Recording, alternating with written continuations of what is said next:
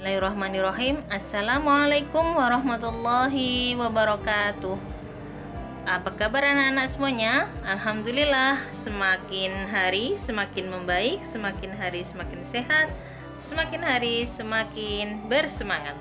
Anak-anakku semuanya, hari ini hari Senin.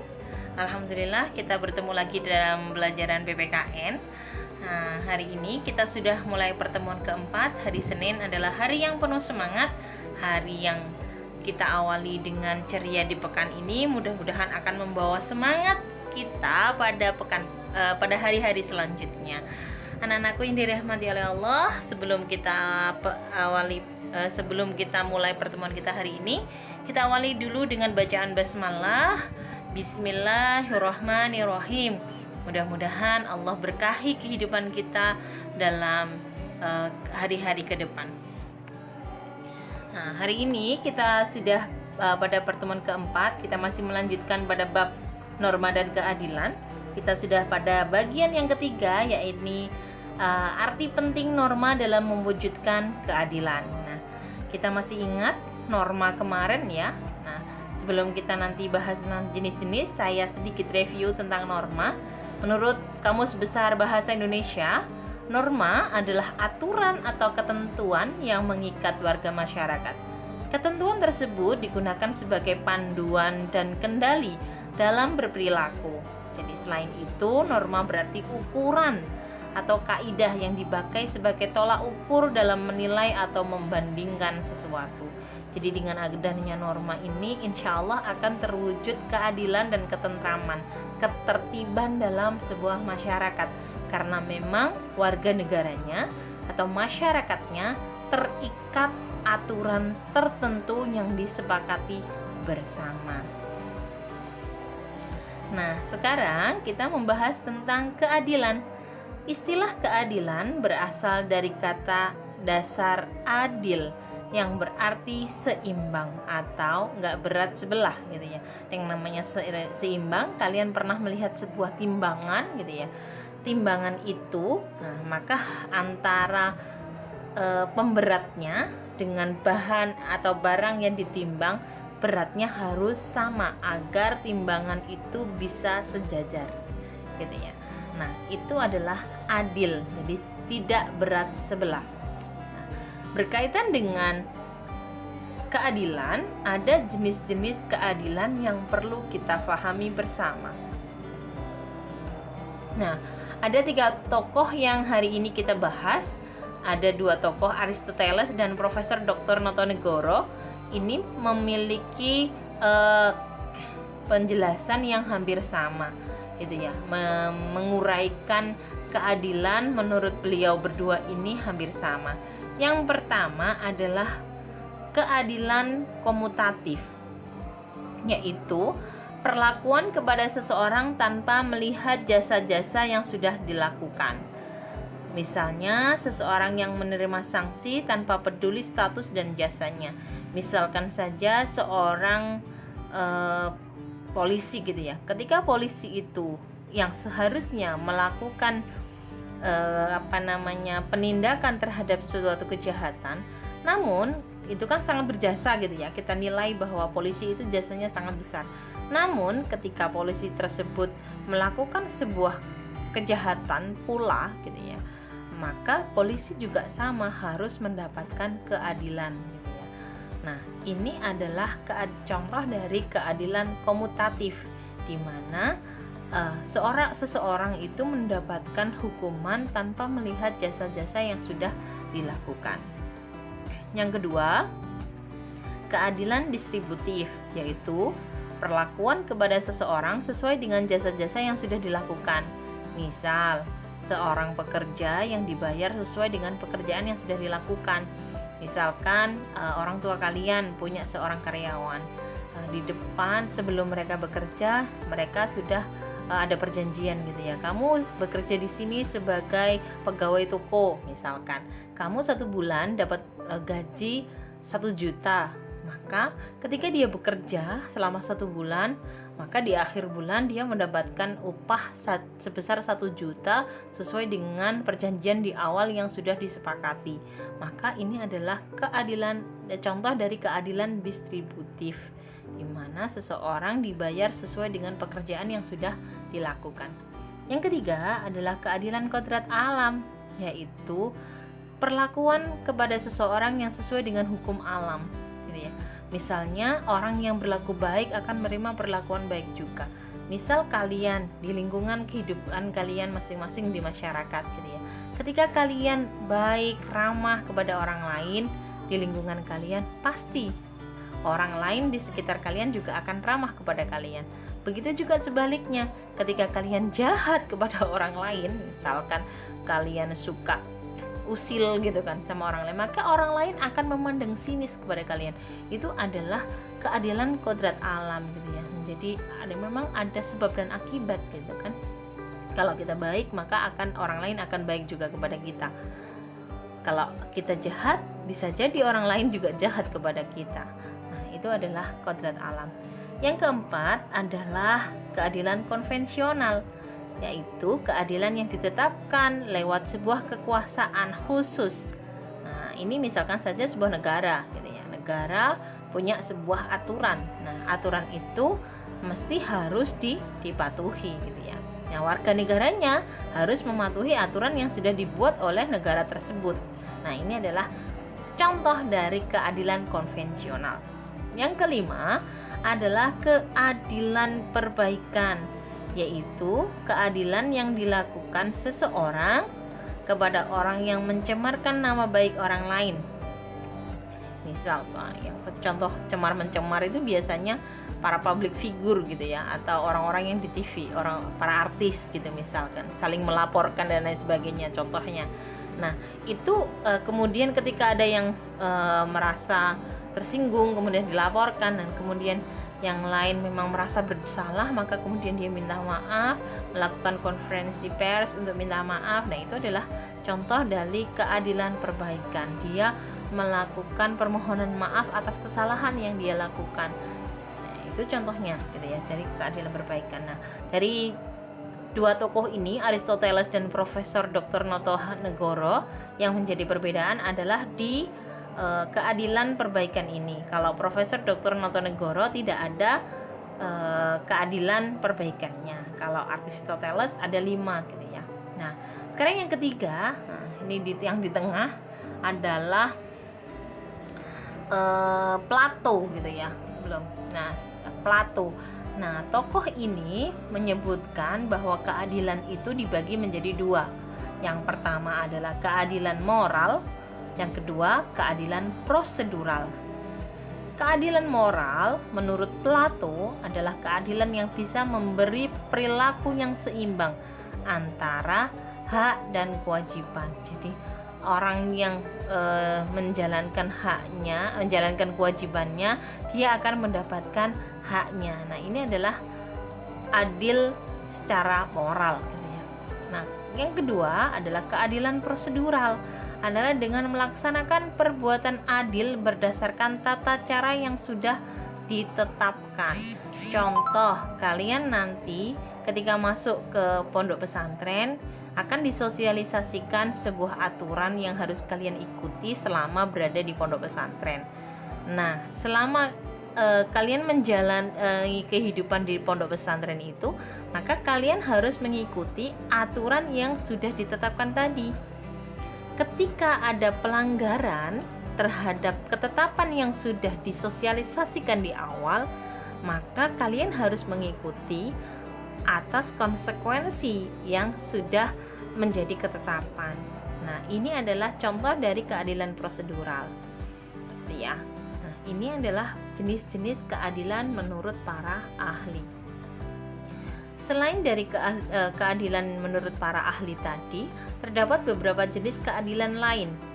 Yang pertama adalah keadilan protektif, di mana keadilan ini dengan keadilan dengan memberikan penjagaan dan perlindungan kepada pribadi-pribadi dari ketidaksewenang-wenangan oleh pihak lain. Contoh, keadilan protektif ini adalah para polisi wajib menjaga masyarakat dari para penjahat. Nah, ini adalah protektif, dijaga, diprotek gitu. Yang kedua, keadilan vindikatif. Vindikatif ini maksudnya adalah keadilan yang memberikan hukuman atau denda sesuai dengan pelanggaran atau kejahatannya. Ya, jadi yang ada aturan tadi, kalau dia misal mencuri kemudian harus dipenjara sekian tahun, ya itu adalah ketentuan yang memang harus dia ikuti. Atau contoh lain, para pengedar narkoba gitu ya.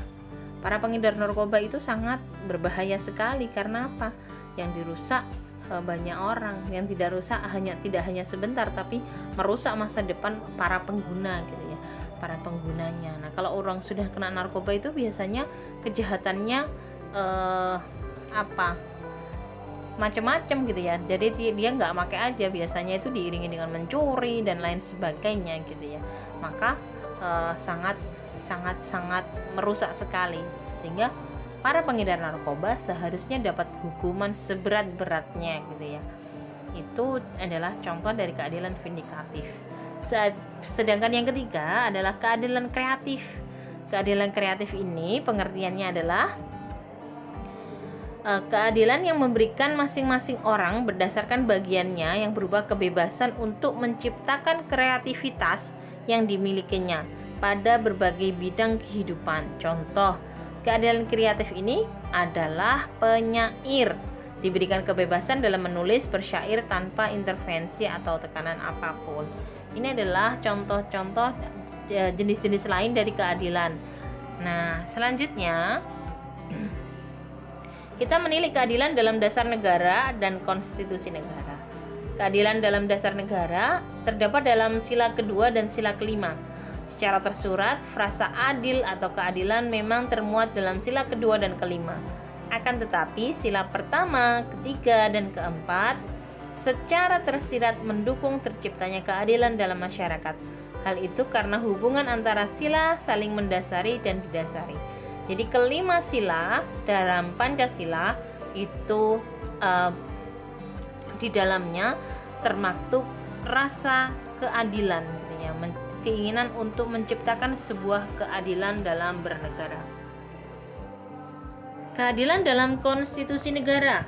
Nah, kata keadilan secara tersurat memang tidak tertulis dalam alinea ketiga, akan tetapi secara tersirat alinea ketiga mendukung pelaksanaan keadilan sosial bagi seluruh rakyat Indonesia. Dalam preambul atau pembukaan Undang-Undang Dasar Negara 1945 di alinea pertama terdapat kalimat, sesungguhnya kemerdekaan itu ialah hak segala bangsa, dan oleh sebab itu maka penjajahan di atas dunia harus dihapuskan karena tidak sesuai dengan peri kemanusiaan dan peri keadilan. Maka di alinea ini jelas gitu ya, yang namanya penjajahan itu harus dihapuskan, tidak sesuai dengan keadilan masyarakat. Bagaimana dia tidak adil gitu ya? Jelas sangat tidak adil, di mana para penjahat atau para penjajah itu, orang-orang Belanda yang menjajah di Indonesia pada waktu itu, mereka menginginkan kekayaan di Indonesia, kemudian dia berniat untuk memiskinkan orang Indonesia gitu ya.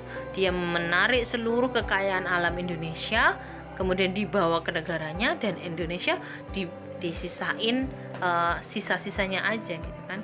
Nah, itu sangat tidak adil gitu kan. Maka para pejuang kita itu berjuang, para pahlawan kita itu melawan mereka gitu ya, untuk diusir dari Indonesia sehingga kita memang merdeka. Alinea kedua termuat dalam frasa adil dan makmur. Alinea keempat terdapat frasa adil dan keadilan sosial. Nanti bisa kalian cek di pembukaan Undang-Undang Dasar 1945. Nah, sekarang kita cek gitu ya, hubungan antara norma dan keadilan itu seperti apa sih gitu ya. Nah, ini sudah saya buat sedemikian rupa, sangat singkat gitu ya. Norma, keadilan, dan hak dan kewajiban gitu ya. Ketiganya sangat-sangat berkaitan erat gitu ya. Dimana ketika keinginan kita untuk menciptakan sebuah keadilan, maka wujudnya gitu ya harus dimulai gitu ya, dilalui dengan menjalankan norma gitu ya. Norma, dimana norma adalah sebuah aturan yang memang harus mengikat masyarakatnya untuk diikuti gitu ya. Dia harus menjalankan kewajiban-kewajibannya untuk mendapatkan hak-haknya. Kemudian maka keadilan itu akan diperoleh gitu ya. Jadi sangat sesingkat itu gitu ya kalau kita ingat gitu ya, kalau kita hubungkan. Jadi norma dan keadilan itu sangat-sangat berkaitan erat gitu ya. Ketika keadilan diinginkan, maka norma harus dijalankan. Maka dengan menjalankan norma, maka norma ini akan menjamin hak dan kewajiban. Nah, ketika hak dan kewajiban dijalankan dengan baik, maka muaranya adalah keadilan. Yang keempat, di bagian D, pelaksanaan norma sesuai dengan prinsip keadilan. Contoh-contohnya di lingkungan keluarga sangat sederhana sebenarnya gitu ya. Ketika kalian berpamitan kepada orang tua saat akan keluar rumah, itu juga adalah contoh dari norma, pelaksanaan norma sesuai dengan keadilan. Kalian harus berpamitan ketika keluar gitu ya. Agar apa? Orang tua sebagai orang yang bertanggung jawab terhadap kalian itu tahu kalian mau kemana gitu kan. Sedangkan kalian juga tidak melanggar.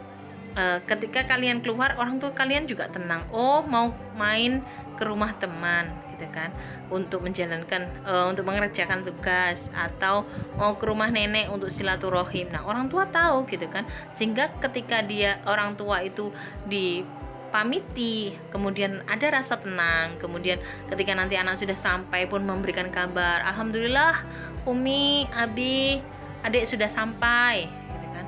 Itu orang tua akan tenang gitu ya. Jadi nggak main kucing-kucingan gitu kan, kalian kabur gitu kan, orang tua nyariin ya ini anak kemana gitu kan. Itu nanti akan timbul rasa was-was, ketidaktentraman dalam jiwa orang tua dan lain sebagainya. Kalian juga lupa diri gitu kan, wah enak nih nggak ada orang tua asik nih di luar. Nah kan nggak gitu juga kan. Artinya ketika kalian berpamitan, ini adalah salah satu contoh gitu ya, kalian menjalankan norma dan akan tercipta sebuah keadilan. Selanjutnya ketika contohnya di lingkungan sekolah gitu ya, menghargai pendapat teman. Ini juga norma sopannya. Ketika kita meskipun dengan teman, kita juga nggak enak gitu ya, cuy gitu kalau manggil, hai cuy. Kalau dicontohkan di televisi ya, nah itu kan juga nggak patut kita contoh. Masa nggak manggil temannya cuy, artinya apa gitu kan?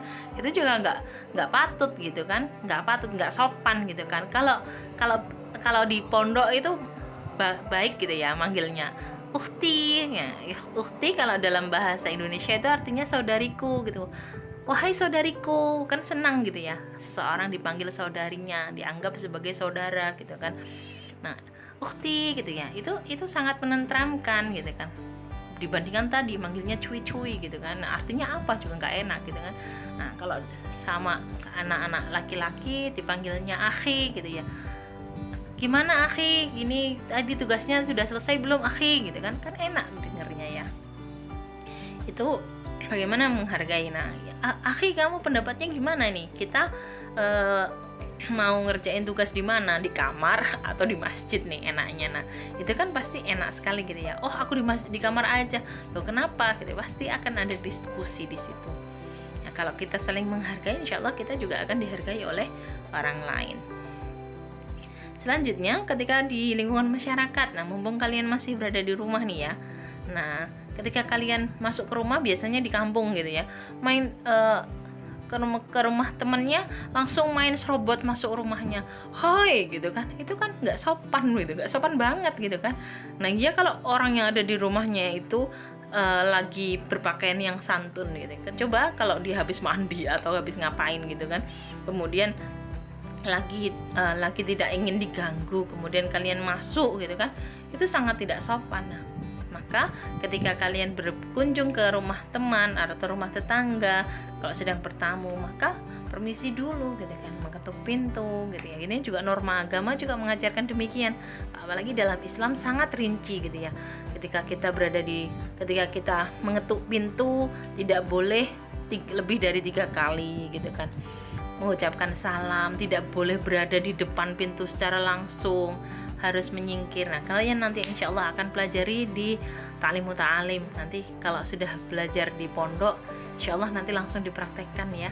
Mudah-mudahan pandemi segera berakhir, kita segera bisa bertemu, kita segera bisa masuk ke pondok pesantren.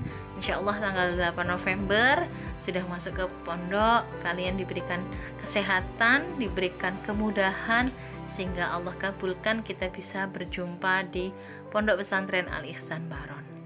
Anak-anakku, demikian yang bisa saya sampaikan hari ini. Mudah-mudahan kita semuanya diberikan kesehatan oleh Allah. Ihdinas siratal mustaqim, wa'fu minkum. Wassalamualaikum warahmatullahi wabarakatuh.